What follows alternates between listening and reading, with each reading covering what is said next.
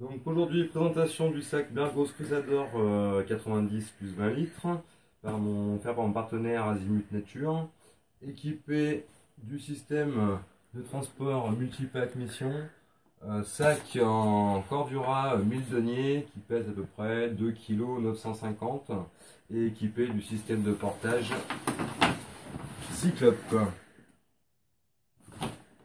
Comme vous pouvez le constater, c'est un sac à dos tactique. Cependant, ça change des sacs camo. Mon dernier était un F2 de l'armée française camo. Très clairement au bord de la route pour le stop, pour se faire dépanner n'importe quoi. C'est jamais super bien vu d'avoir un sac à dos couleur camouflage. Celui-là est un tactique avec pour le coup un look plutôt low profile, un look plutôt baroudeur, point barre.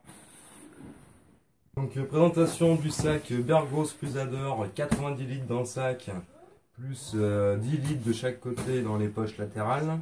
Poches qu'on pourra enlever, je vous montrerai par la suite. Sac de bonne facture, marque reconnue, entre autres utilisé par tout ce qui est force spéciale, c'est pas pour rien, c'est du solide. Que dire? Donc équipé entièrement molle sur le dessus pour pouvoir fixer tout ce que vous avez besoin ainsi que l'outillage, les couteaux, ce que vous voulez, votre gamelle. Il existe beaucoup de pochettes pouvant s'adapter sur les parties molles. On en retrouve ici, on en retrouve sur le dessous du sac. Dessus vous verrez c'est intéressant, on peut aussi fixer un panneau solaire type Goal Zero Nomad 7. Quant à la fixation, plutôt confortable. Bien sûr, ceinture ventrale équipée de ce système rapide de clipsage. Des molles encore sur les bretelles. Pas con, ça peut quand même servir de pouvoir mettre son étiquette ou au moins un numéro de téléphone. On ne sait jamais, ça peut arriver de l'oublier dans le coffre d'une voiture. La voiture repart, au moins elle sait encore où vous joindre. Comme vous pouvez le constater, il est équipé aussi d'une sortie aussi bien à gauche qu'à droite pour pouvoir être la sortie du camelback, sachant qu'il y a une poche prévue à cet effet à l'intérieur. Au niveau du haut, on trouve une première pochette à ce niveau-là, une deuxième éventuellement pour vos papiers ou des choses pour pouvoir séparer les compartiments. Et il y en a encore une à l'intérieur de la capuche. Capuche qui vient se régler en hauteur, sachant qu'on peut encore la faire monter plus haute pour ceux qui mettent éventuellement leur tente sur le dessus, d'autres choses, ou votre veste, etc. etc. Comme on peut le constater, ce sac n'est pas équipé non plus de housse de pluie. A priori, ce sac est entièrement étanche, ce qui évite cette manipulation de housse, etc. Là, il est fermé, il est étanche. À beaucoup d'endroits, on retrouve des lacets de serrage et des sangles de compression, aussi bien latérales qu'en hauteur, ce qui permet éventuellement, malgré sa grande taille, de pouvoir avoir un petit sac si vous n'avez pas à le remplir. Petit détail sur... Alors, un détail important, je trouve, il est équipé d'une poignée aussi bien de ce côté que de ce côté. C'est pas négligeable quand il y a simplement... Il suffit de pouvoir prendre son sac rapidement pour le monter dans un coffre et compagnie. On prend par là, on ne sait pas. Là, on prend pour la poignée, on le soulève. Ça, c'est plutôt un petit détail qui, moi, je trouve plutôt pratique. Qu'est-ce qu'on retrouve?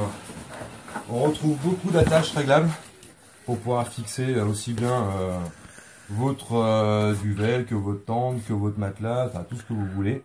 Tout ça toujours bien prévu en compressible afin de pouvoir réduire la taille du sac.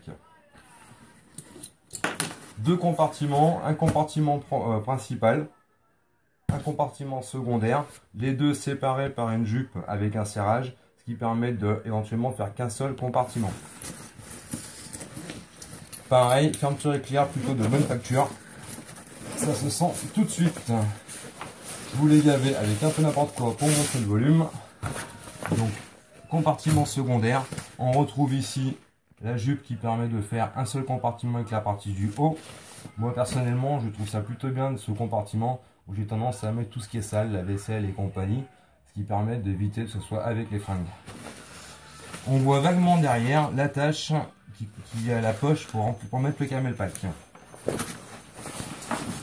Petit détail amusant, ça je l'avais encore pas vu ailleurs, sur les molles est fourni deux fixations en fait qui sont très serrées, qui permettent d'accrocher éventuellement un petit outil, une hache, une machette ou tout autre objet un petit peu lourd. Ça permet de bien le maintenir contre le sac. Passons sur le compartiment principal, de 88 litres. Toujours cette fameuse jupe qui permet d'agrandir encore en hauteur le sac si nécessaire, sachant qu'on peut relever le haut du sac pour pouvoir venir s'ajuster par-dessus. Ou au contraire, on descend tout, on compresse. Allez, on va le vider un petit peu, voir ce qu'il y a dedans.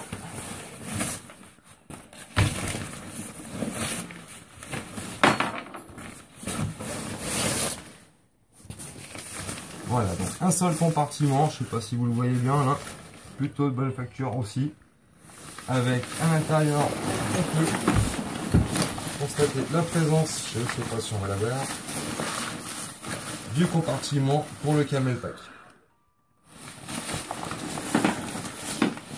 Donc une fois tout compressé, si vous réduisez, ça vous fait un petit sac. L'intérêt des poches latérales est indiscutable, ça permet de pouvoir mettre des objets, des outils, vos boussoles, etc. Tout ce qui est un petit peu différent du reste, vos câbles, vos chargeurs, etc. Cependant, ça fait toujours un sac qui est très large et des fois on a du mal à le faire entrer dans une voiture ou autre parce qu'on vous prend en stop et là vous arrivez avec votre gros sac, vous savez pas où le foutre, vous faites chier tout le monde. Gros intérêt, ces deux poches se séparent avec deux ceintures éclair, sachant qu'elles sont elles-mêmes équipées de fixation dessus.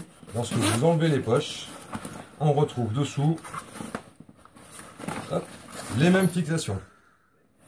Je sépare cette poche là, je peux m'en servir avec moi, je pars simplement avec la bandoulière qui fournit derrière, pareil, équipé de molle, poche étanche,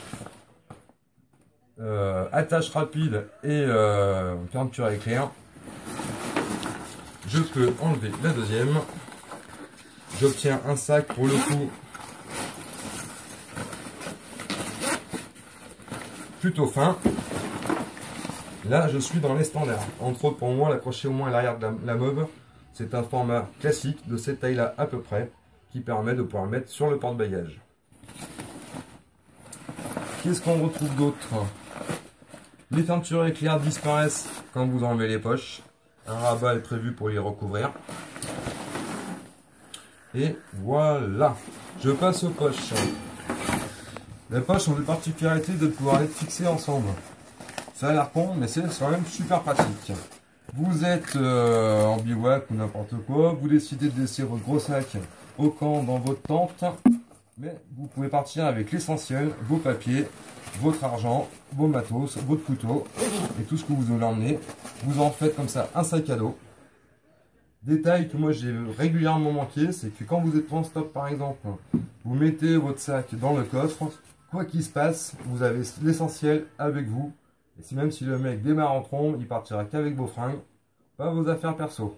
Donc on en fait soit un sac à dos, avec toujours les mêmes attaches, donc on peut quand même charger la bête. Vous pouvez éventuellement, pour un plus low profile on va dire, remettre encore un coup de zip entre les deux poches. Et vous vous retrouvez avec un sac bandoulière.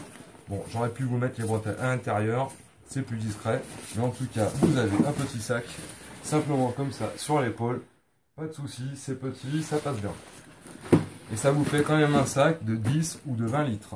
À titre d'information, ce qui n'est pas négligeable, j'ai testé cette semaine en partant au boulot, mine de rien, dans cette poche de 10 litres tiens une pochette de format A4, plutôt pratique. Le voici donc maintenant pareil re-rempli sans les poches latérales. Et on se retrouve avec quelque chose en effet, comme je vous le disais, de beaucoup plus fin, plus civilisé, moins encombrant. Ce qui ne vous empêche pas de mettre éventuellement les deux poches en sac à dos ventral. Et vous avez tout sous la main. Dernier petit tour, donc je vous disais beaucoup de molles, beaucoup d'attaches molles, beaucoup de fixations à droite, à gauche, qui vous permettent vraiment d'en rajouter autant que tout ce que votre dos pourra porter. C'est pas le sac qui va craquer en tout cas. Je vous fais le tour de ce côté. on en retrouve devant, on en retrouve sur la ceinture. Voilà le système, plutôt agréable à porter. Dessus. Et bien sûr, encore à ce niveau-là, à celui-là. Et bien sûr, des sangles compressives de chaque côté. Si je devais éventuellement mettre un défaut à ce sac, quelque chose que j'apprécie moi particulièrement, c'est que là, pour le coup, on a un sac qu'on doit remplir par le haut ou par le bas, mais il n'y a pas d'ouverture sur le dessus quand on pose son sac à plat, ce qui oblige en fait à vider le sac pour chercher quelque chose de spécifique qui pourrait se trouver au fond. C'est un inconvénient. À côté de ça, je suppose qu'en effet, on doit gagner en solidité pour le sac. Voilà.